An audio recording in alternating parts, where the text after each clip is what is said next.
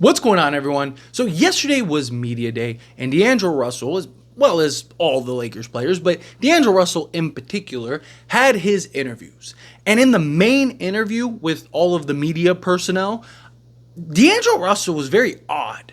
He was very standoffish, not really enthusiastic. Usually he's kind of happy and has good energy, right? He was even talking about that in that same interview, but he's just like, like his just whole demeanor was just very weird, very strange in that.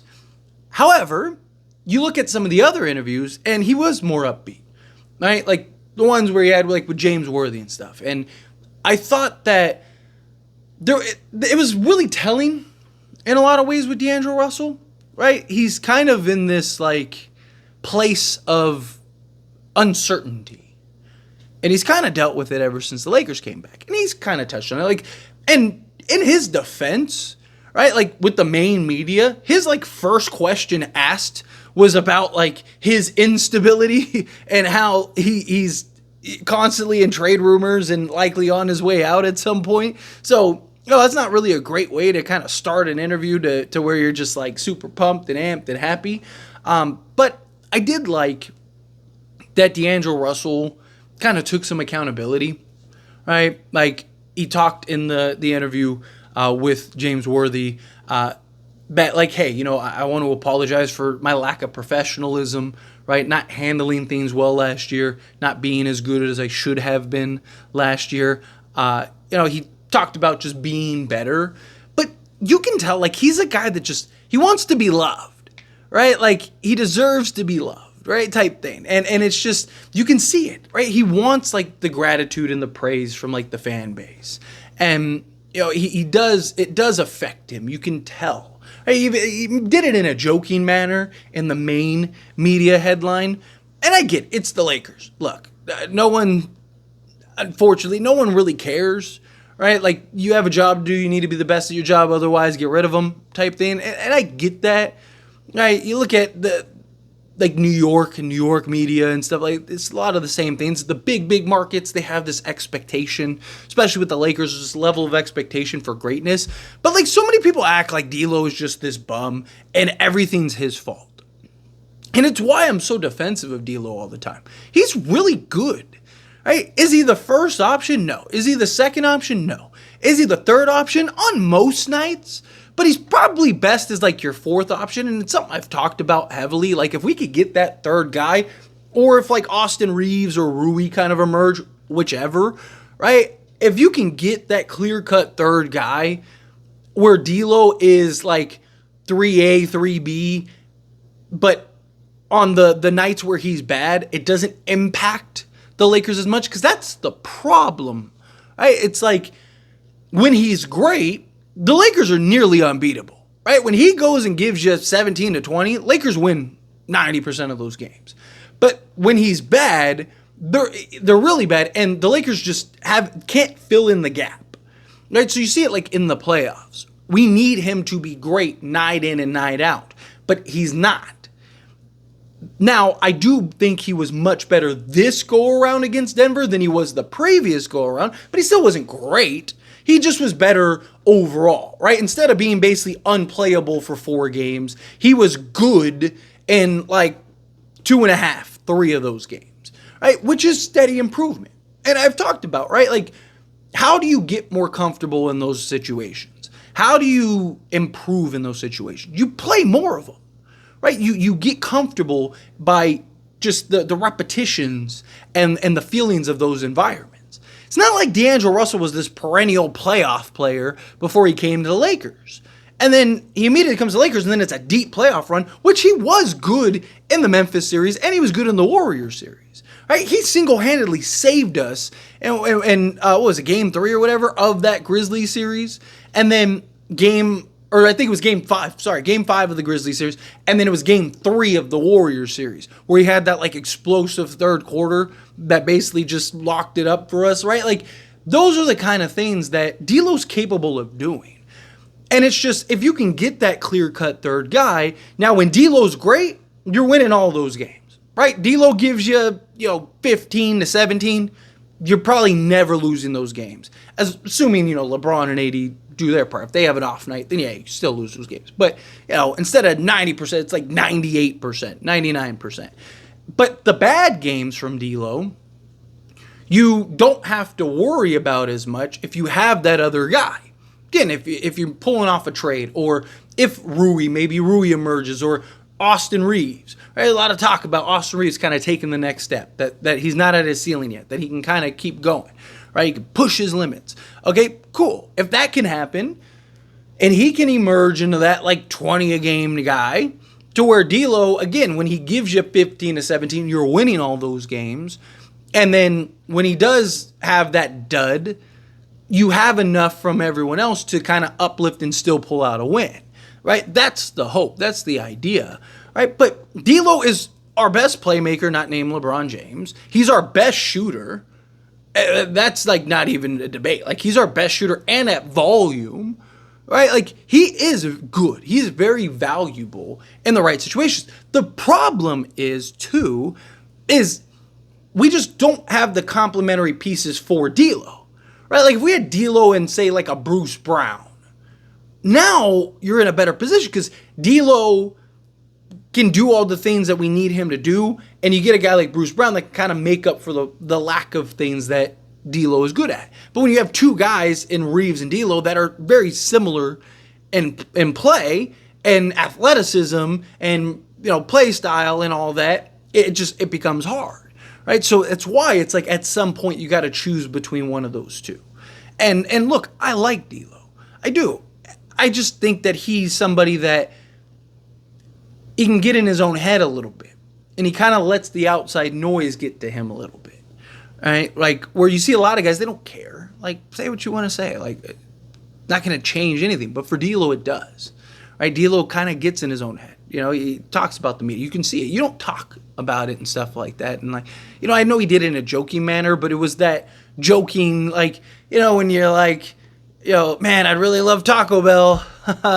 It's like, so do you want Taco Bell? I mean, if you want it, right? Like, it's just like it's one of those things where D'Lo, you can tell, gets affected, gets bothered.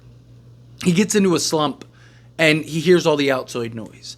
Now, he did take a lot of shots at Darin Ham, a lot. And look, in his defense, Darin Ham threw him completely under the bus on his way out. So I don't really blame D'Lo, but I also think Darin Ham didn't really do him any favors. Right? Darin Ham didn't really put D'Lo in positions, or really anybody in positions, because it wasn't just D'Lo. I mean, everybody was just taking jabs and shots at Darin Ham.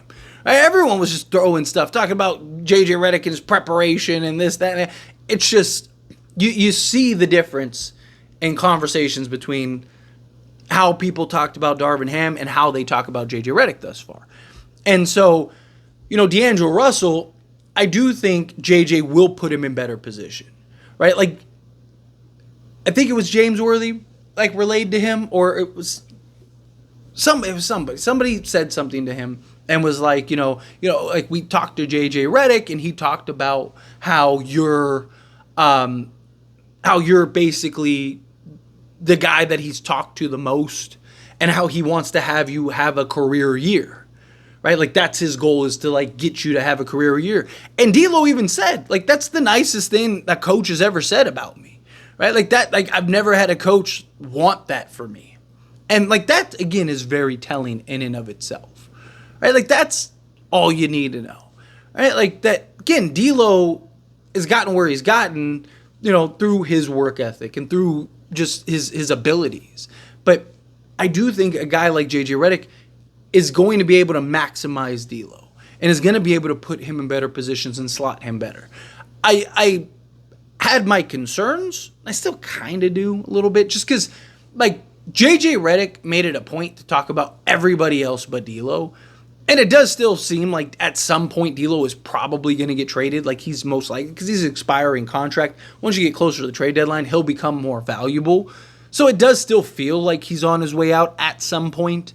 But even if they keep him, I'm all for it. Right? Like, I don't think he's as bad as people try to make him out to be. Right? Like, people tend to want the scapegoat. Right? Like, again, D'Lo showed up for 2.5, 3 of those games. Like, where was Rui the entire series? You know, where was, outside of Torian Prince, like, our bench was non-existent. All right, like, Austin Reeves wasn't aggressive until, like, game 4. Again, I know people look at his stat lines, watch the actual games. Austin Reeves was not Austin Reeves until game 4, and at that point, it was too late. All right, like where was everyone else? All right, but we want to just, like, it was his fault. It was that guy. Right? Rather than just going like, hey, the team just was bad. Darin Ham did no favors. D'Lo did no favors. Like, no one showed up and rang the bell the way we needed them to show up and ring the bell. You know, I just, that's why I can't blame even Darin Ham, right? He was terrible, but it wasn't all on him, right? Like, players still have to play the games. It's not his fault that, again, Rui just disappears and D'Lo and Reeves and everybody. You know, but Darin Ham didn't help, right? He was part of the problem and a big part of it, right? But, you know, he's just a piece of the pie, just like D'Lo. D'Lo's playoff ailments are a piece of the pie. Regular season D'Lo is, like, incredible. Right? And you need the regular season to get to the playoffs. D'Lo is very valuable in the regular season. It's just, can you balance him out better in the playoffs? Right? Like, D'Lo's the guy you need in the regular season because he can go win you games by himself. Right? He's had games who go get you 30 and still dish out, 8 to 10 assists. Right? Like, you need D'Lo's for the 82 game stretch. Take pressure off your main guys.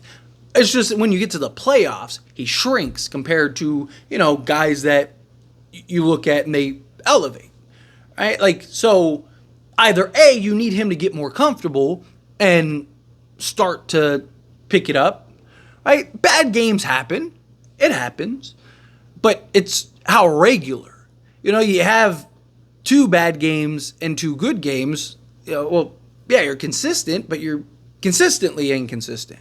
Rather than, give me 4 good games, 1 bad.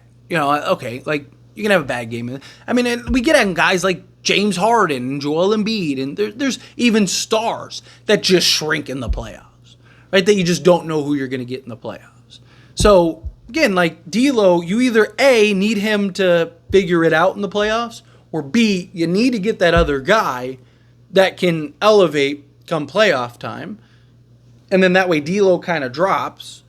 And then when he's good, you're winning all those games. When he's bad, you're still in that hunt. You can still pull off those wins. As opposed to when D'Lo's bad, you're losing those games.